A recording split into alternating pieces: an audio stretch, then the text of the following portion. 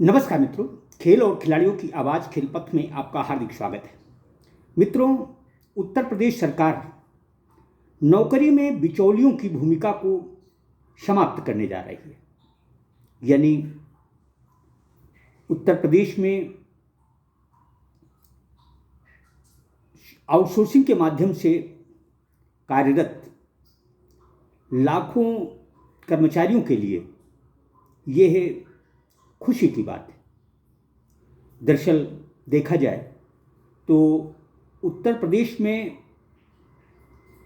विभिन्न विभागों में 5 लाख से अधिक कर्मचारी आउटसोर्सिंग के माध्यम से काम कर रहे हैं। इन आउटसोर्सिंग कंपनियों ने कर्मचारियों के शोषण की पराकाष्ठा छू ली है। इन्हें नियमित मानदेय का भुगतान नहीं होता तथा जिस तरह का सलूक आउटसोर्सिंग कंपनियां इन कर्मचारियों के साथ कर रही हैं, उसकी शिकायतें सरकार के पास भी पहुंची हैं और पहुंच रही हैं। इससे सरकार न केवल यह सोचने के लिए विवश हो गई कि कर्मचारियों का शोषण कैसे रोका जाए, किस तरह उनके जीवन में खुशहाली लाई जाए। हम आपको बता दें कि श्रम एवं सेवा योजन मंत्री अनिल राजभर ने इस बात की पुष्टि की है कि जिन आउटसोर्सिंग कंपनियों के माध्यम से अभी तक उत्तर प्रदेश के विभिन्न विभागों में संविदा कर्मचारी के रूप में कर्मचारियों की नियुक्ति हो रही थी, उनमें जहां कर्मचारियों के साथ शोषण की पराकाष्ठा छुई, उन्हें समय से वेतन का भुगतान नहीं किया। इसी तरह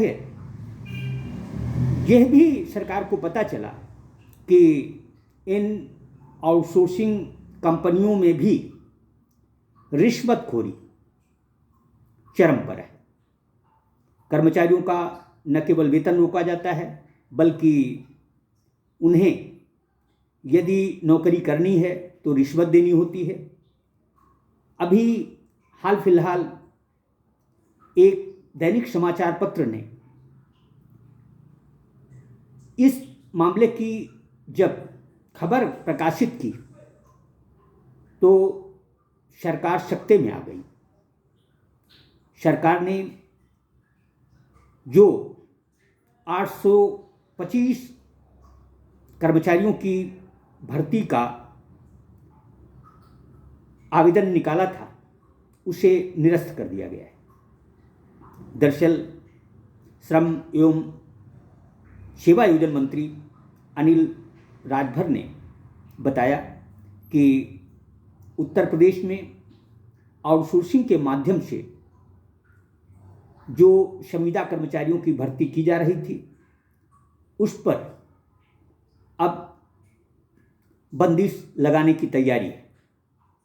यानी पिछली सरकारों की ही तरह अब योगी आदित्यनाथ सरकार भी विभिन्न विभागों में बिचौलियों की भूमिका समाप्त कर पुराने तरीके से ही कर्मचारियों की भर्ती करेगी।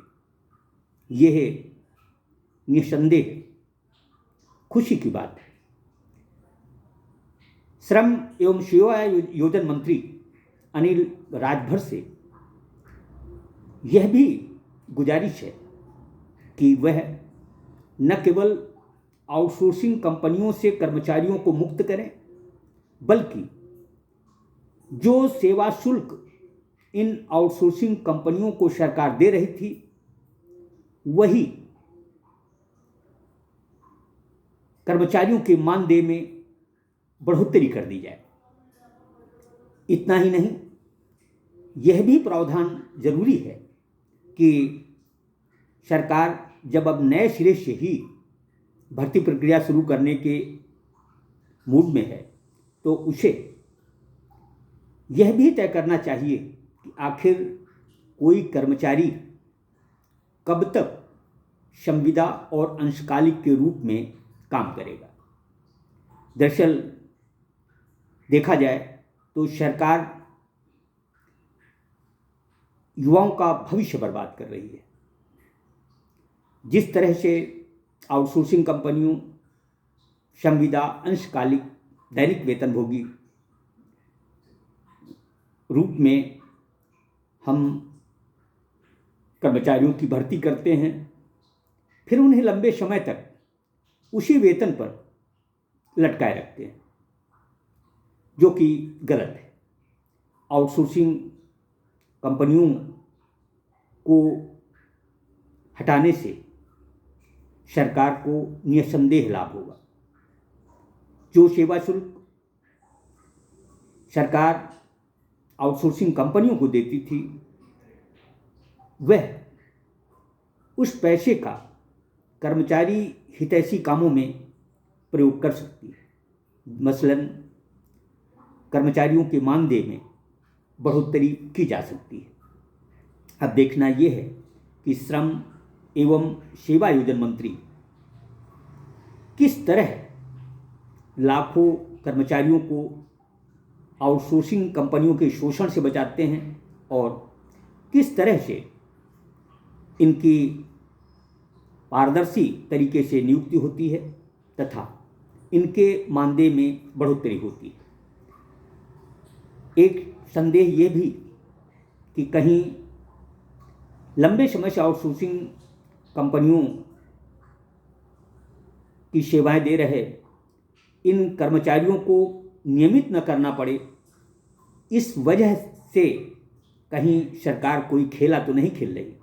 यदि इस सोच के साथ आउटसोर्सिंग कंपनियों को बेदखल किया जाता है तो उसे उचित नहीं कहा जाएगा। श्रम इंसान का कतई ठेके के हाथों में नहीं होना चाहिए। आउटसोर्सिंग कंपनियों को यूपी से यदि श्रम एवं सेवायोजन मंत्री अनिल राजभर खदेड़ने में सफल होते हैं तो निस्संदेह इसका लाखों कर्मचारियों में अच्छा संदेश जाएगा तथा जो मानदेय उन्हें समय से नहीं मिलता था, सरकार के माध्यम से नियुक्ति पाने के बाद इन कर्मचारियों को समय से मानदेय मिलेगा तथा इन्हें अन्य सुविधाएं भी सरकार मुहैया करा सकती है।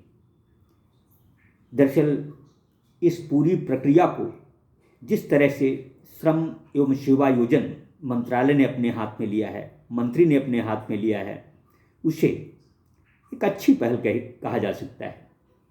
दरअसल सरकार पुराने तरीके से यदि भर्ती प्रक्रिया बहाल करती है, आउटसोर्सिंग कंपनियों को हटाती है, तो जो आरक्षण की सुविधा पहले मिलती थी वह फिर से मिलने लगेगी।